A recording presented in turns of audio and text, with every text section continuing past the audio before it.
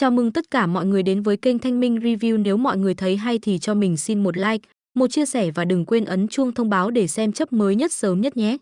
Câu chuyện tiếp tục với hình ảnh đầy uy lực khi tên Jun Sky hóa thân thành bát quái cự xà khổng lồ, thân hình đồ sộ trườn bò với lớp vảy ánh lên những tia sáng rực rỡ như kim loại nung chảy. Sức mạnh của hắn lan tỏa khắp không gian, khiến đất rung chuyển và không khí trở nên nặng nề như bị đè nén bởi một thế lực vô hình. Bên không giấu được sự căng thẳng, từng giọt mồ hôi nhỏ xuống, hòa cùng nhịp thở gấp gáp khi phải đối mặt với kỹ năng tối thượng của Jun Sky. Dẫu vậy, cậu vẫn cố gắng giữ bình tĩnh, đôi mắt sắc lạnh quét qua toàn cảnh, trong lòng thầm nghĩ, đây chắc chắn là một trong những hình dạng cuối cùng của Jun Sky. Quả thật, chẳng thấy đâu là điểm dừng. Con quái gầm lên, tiếng gào thét rung chuyển cả không gian, giọng nói như chứa đầy hận thù chất chứa qua hàng thế kỷ, nữ hoàng đã giam cầm ta trong bóng tối, nhốt ta trong một cái vạc chật hẹp. Nhưng giờ đây, nữ hoàng đã bị giam cầm, và ngai vàng thì bỏ trống. Giống như một con sói săn lũ cừu không có hàng rào bảo vệ, ta sẽ ăn tươi nuốt sống tất cả những gì cô ta muốn bảo vệ. Ta sẽ nuốt chửng chiếc vương miện cùng phần thịt cuối cùng của nữ thần Ygin đã tàn lụi. Trước lời khiêu khích đó, Mên vẫn giữ vẻ điềm nhiên, nở một nụ cười lạnh, ánh mắt sắc bén như lưỡi dao, nói với giọng thách thức, ngươi chỉ biết nói về bản thân mình thôi sao? Ta đã nói rồi, đây là lãnh địa do ta tạo ra. Dứt lời, cậu ấn mạnh cây thương xuống mặt đất, kích hoạt thuật cộng hưởng ma pháp. Từng dấu ấn rực sáng khắp thân cây sồi, khiến cả không gian bừng lên một màu đỏ rực như dung nham đang tuôn trào. Mên đứng giữa biển lửa đang dần bùng lên, mỉm cười nhạt, giọng nói vang vọng trong không gian như lời phán quyết cuối cùng, hãy lựa chọn chỗ nằm cho cẩn thận. Lời vừa dứt, đôi mắt đỏ rực của Jun Sky bỗng lóe lên sự hoảng loạn. Hắn gào lên đầy kinh hãi, cái gì đây? Tên khốn này, ngươi điên rồi sao? Những dấu ma pháp được khắc trên cây sồi từ lúc Mên bắt đầu leo lên nay đồng loạt phát động, kết hợp với nguồn ma lực khổng lồ tích tụ bấy lâu. Một tiếng nổ lớn vang lên, kèm theo cơn bão lửa hung tợn cuốn qua mọi thứ, thiêu đốt Jun Sky đến tận gốc rễ. Hắn rít lên đau đớn, thân hình khổng lồ quằn quại giữa ngọn lửa như một sinh vật bị nuốt chửng bởi cơn cuồng phong lửa, khốn khiếp. Ngươi dám tạo ra một hỏa ngục như vậy? Ngươi nghĩ mình sẽ an toàn sao? Mên, giờ đây hoàn toàn làm chủ tình hình, di chuyển linh hoạt giữa cơn bão lửa như một chiến binh bất khả chiến bại. Cậu quay lại, đôi môi nhếch lên thành một nụ cười nham hiểm, ánh mắt như tia chớp xoáy thẳng vào đối thủ. Ngươi nghĩ ta đến đây để đấu với ngươi sao? Không, ta đến để lấy thứ thuộc về ta. Gã quái vật giống lên đầy đau đớn và kinh ngạc, âm thanh như xé toạc cả không gian. Không thể nào. Bảo vật thứ tư chỉ có thể lấy được trong khoảnh khắc nhật thực. Ngươi làm cách nào đến được đây? Nhưng lúc này, Mên đã bật mạnh lên cao, cơ thể bay vút như một tia chớp, tiến gần đến ngọn cây nơi bảo vật Cloud Solar phát sáng rực rỡ giữa ánh sáng ma mị của nhật thực. Ánh sáng ấy tỏa ra không chỉ là vẻ đẹp thuần túy mà còn mang theo sự uy nghi, báo hiệu sức mạnh thần thánh đang chờ người xứng đáng.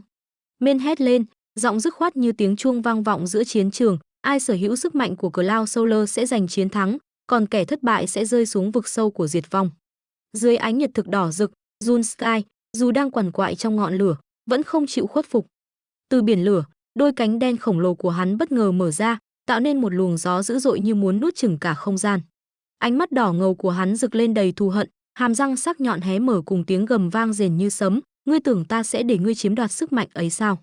Không đời nào. Hắn lao thẳng về phía Mên như một ngọn lao chết chóc, toàn thân bao phủ bởi khí đen đậm đặc.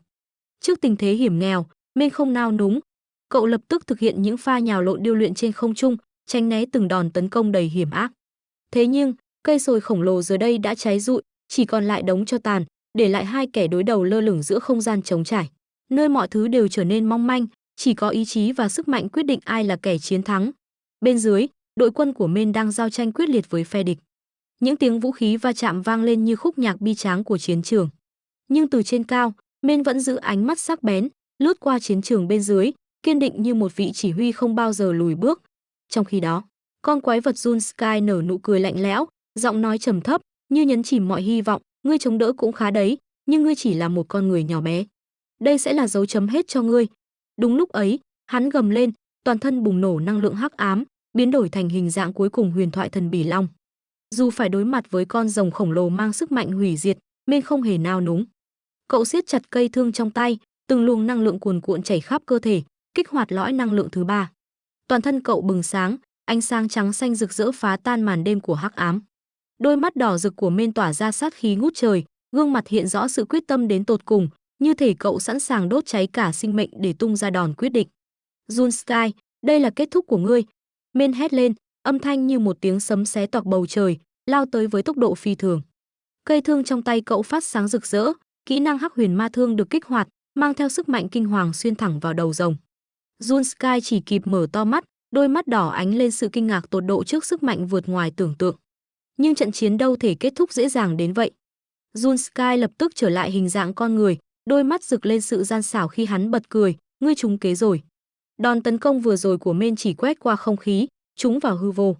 Trước tình huống bất ngờ, cậu vẫn giữ vẻ điềm tĩnh, ánh mắt sắc bén thầm nghĩ, hắn biến hình để tránh đòn sao. Chưa kịp hành động, Jun Sky đã lao đến, tung ra một chiêu thức mới.